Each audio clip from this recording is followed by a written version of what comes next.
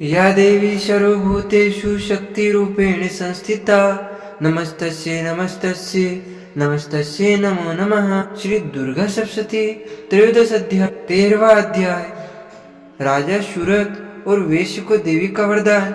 महर्षि मेधा ने कहा, हे राजन, इस प्रकार देवी के उत्तम महात्मा का वर्णन मैंने तुमको सुनाया। जगत को धारण करने वाली इस देवी का ऐसा ही प्रभाव है।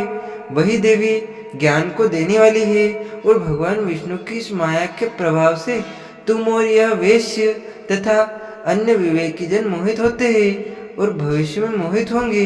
हे राजन, तुम इसी परमेश्वरी की शरण में जाओ। यही भगवती आराधना करने पर मनुष्य को भोग, स्वर्ग तथा मोक्ष प्रदान करती है।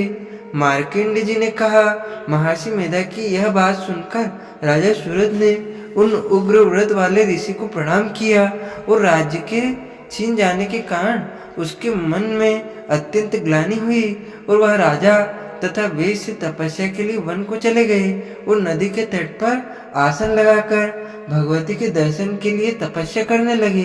दोनों ने नदी के तट पर देवी की मूर्ति बनाई और पुष्प, धूप, दीप तथा हवन द्वार उसका पूजन करने लगे।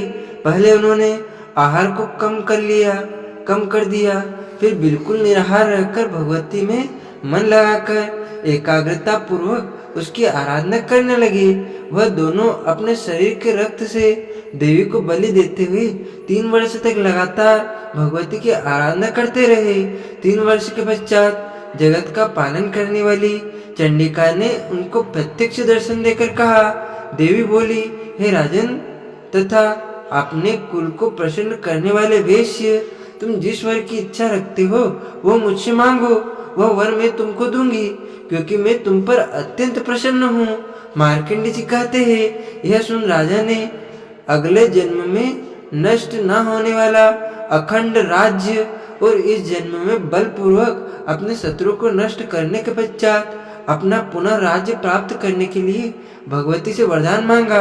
और वेश्य ने भी, जिसका चित्त संसार की ओर से विरक्त हो चुका था, भगवती से अपनी ममता तथा अहंकार रूप आसक्ति को नष्ट कर देने वाले ज्ञान को देने के लिए कहा। देवी ने कहा, हे राजन, तुम शीघ्र ही अपने शत्रुओं को मारकर पुनः अपना राज्य प्राप्त कर लोगे। तुम्हारा राज्य स्थिर रहने वाला होगा। फिर मृत्यु के पश्चात आप सूर्यदेव के वंश से जन्म लेकर सावर्णिक मनु के नाम से इस पृथ्वी पर ख्याति को प्राप्त होंगे। हे वेश्य कुल में श्रेष्ठ, आपने जो मुझसे वर मांगा है वह आपको देती हूँ। आपको मोक्ष देने वाले ज्ञान की प्राप्ति होगी।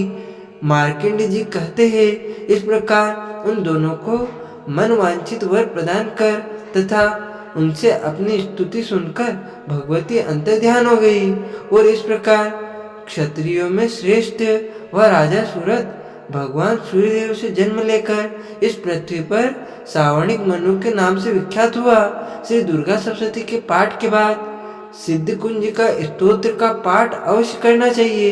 इससे सभी मनोरथ पूरे होते हैं। सिद्ध कुंज का स्तोत्र को संस्कृत में पढ़ने या उसका हिंदी अर्थ पढ़ने के लिए आपको हमारे वीडियो पर चैनल पर वीडियो प्रस्तुत की जाएगी। आप जाकर अवश्य सुने। बोलिए दुर्गे मैया की जय, अम्बे मात की जय।